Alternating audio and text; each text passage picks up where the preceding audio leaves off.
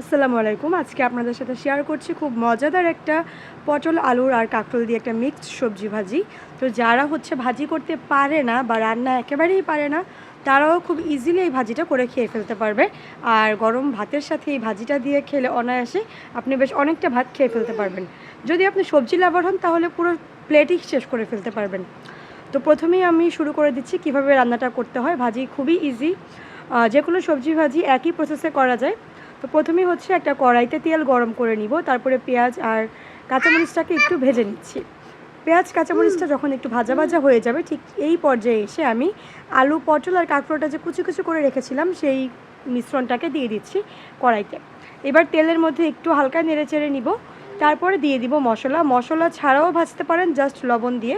তো আমি একটু ফ্লেভারের জন্য মশলা দিয়ে দিচ্ছি। মশলার মধ্যে আমি একটু হালকা হলুদটা খুবই সামান্য দিতে হবে, নাহলে হলুদের গন্ধ আসতে পারে। তারপরে ধনিয়ার গুঁড়ো আর একটু জিরের গুঁড়ো দিতে হবে। জিরের গুঁড়োটা আপনি স্কিপ করতে পারেন যদি আপনি ধনিয়া পাতা খেয়ে থাকেন, তো আমি ধনিয়া পাতাটা অ্যাভয়েড করি, তাই আমি জিরের গুঁড়ো দিয়ে খেয়ে নিচ্ছি। তো আমার মশলার মধ্যে যখন আমি হলুদ, ধনিয়া আর জিরের গুঁড়োটা দিলাম, সাথে একটু সামান্য লবণ দিয়ে আমি ভাজিটাকে নেড়ে চেড়ে খুব সুন্দর করে সময় নিয়ে হালকা লো মিডিয়াম হিটে ভেজে নিব।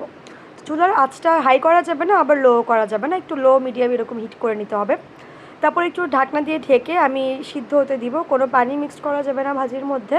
দেন বেশ কিছুক্ষণ একটু পর আস্তে আস্তে করে ভাজিটাকে নেড়ে চেড়ে ভেজে নিতে হবে।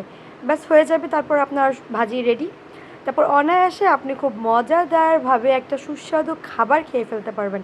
এত মজাদার একটা ভাজি হয়, আপনি যে কোনো সবজি একই প্রসেসে ভেজে ফেলতে পারবেন। ধন্যবাদ।